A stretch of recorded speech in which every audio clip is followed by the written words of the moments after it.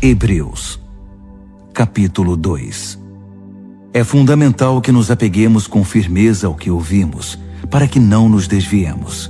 Se a antiga mensagem entregue pelos anjos era válida e ninguém podia desprezá-la, acham que podemos nos arriscar a desprezar a última, esta magnífica salvação?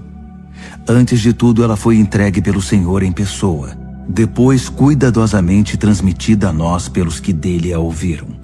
Durante todo este tempo, Deus a estava confirmando com os dons do Espírito Santo, todos os sinais e milagres, conforme decisão divina. Deus não encarregou os anjos da salvação de que estamos falando. A Escritura diz: "O que é o ser humano para que te preocupes com eles? Por que desperdiçarias tempo te preocupando com eles? Tu os fizeste quase tão importantes quanto os anjos, deslumbrantes com a luz da aurora no Éden.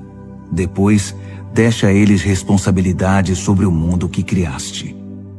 Quando Deus os designou responsáveis sobre tudo, nada foi excluído. Mas ainda não vemos todas as coisas debaixo da jurisdição humana. O que vemos é Jesus, feito quase tão importante quanto os anjos, e então, pela experiência da morte, coroado muito acima de qualquer anjo, com uma glória deslumbrante com a luz da aurora no Éden. Naquela morte, pela graça de Deus, ele experimentou plenamente a morte no lugar de cada ser humano. Faz sentido que o Deus que iniciou tudo e que tudo preserva agora, conclua sua obra, tornando perfeito o pioneiro da salvação através do sofrimento, enquanto ele conduz todas essas pessoas à glória.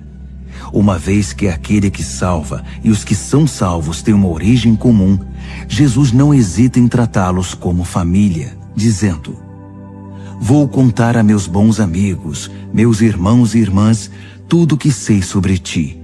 Vou me reunir a eles num culto e em louvor a ti." Uma vez mais, ele se põe no mesmo círculo familiar quando diz: "Até eu vivo por depositar minha confiança em Deus." E uma vez mais: "Aqui estou com os filhos que Deus me deu." Uma vez que os filhos são de carne e sangue, é óbvio que o Salvador assumiu a carne e o sangue para resgatá-los por sua morte. Abraçando a morte e tomando-a para si, ele destruiu o poder que o diabo exercia sobre a morte e libertou os que temiam em vida por causa do medo da morte. Assim, é evidente que ele não suportou tudo isso por causa dos anjos, e sim por causa de pessoas como nós, filhos de Abraão.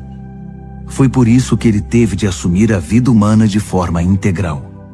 Então, quando se apresentou diante de Deus como sacerdote principal para retirar os pecados da humanidade, ele já havia experimentado toda a dor e havia passado em todos os testes, e agora tinha condições de ajudar no que fosse necessário.